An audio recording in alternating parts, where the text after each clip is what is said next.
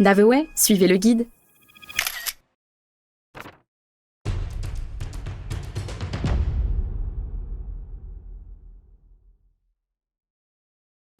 Alfred Nobel.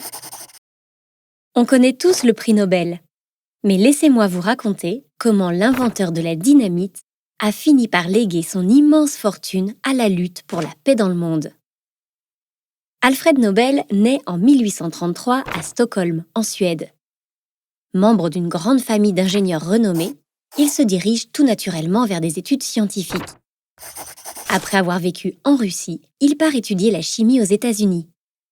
Il passe ensuite 1 an à Paris pour étudier sous la direction d'un célèbre chimiste français, Théophile Jules Pelouse, qui travaille avec un certain Ascanio Sobrero, qui vient de découvrir la nitroglycérine. Rentré en Suède avec son père, Alfred se consacre alors à l'étude des explosifs. On est en 1862, et à cette époque, rien n'a trop changé depuis la poudre à canon. Et ce n'est pas une mince affaire que d'étudier les réactions explosives. De nombreux incidents surviendront, dont un qui coûtera la vie à 5 personnes, dont le frère d'Alfred. Il se concentre alors sur la sécurité et découvre par hasard un moyen plus sûr de manipuler l'explosif. Il venait d'inventer le détonateur. Il brevette alors la dynamite, qui sera utilisée pour la première fois en Angleterre en 1867. Il s'installe à nouveau à Paris, où il ouvre un atelier de poudrerie. Pour info, sa secrétaire, Beta von Suttner, deviendra une journaliste pacifiste radicale et recevra le prix Nobel de la paix en 1905. Notre Alfred invente, encore une fois par accident, un explosif encore plus efficace. Et c'est là qu'en 1888, un journal français publie par erreur la nécrologie de l'inventeur, en condamnant ses découvertes.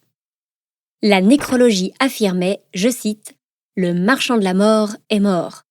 Le docteur Alfred Nobel, qui fit fortune en trouvant le moyen de tuer plus de personnes plus rapidement que jamais auparavant, est mort hier.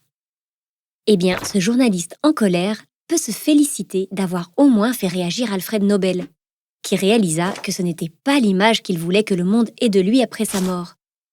Dans son testament, il déclare vouloir léguer sa fortune à ceux qui apporteront les plus grands bienfaits à l'humanité. Il établit un prix pour la personnalité ou la communauté ayant le plus ou le mieux contribué au rapprochement des peuples, à la suppression ou à la réduction des armées permanentes, à la réunion ou à la propagation des progrès pour la paix. Le prix Nobel de la paix est décerné le 10 décembre de chaque année à l'Hôtel de Ville d'Oslo.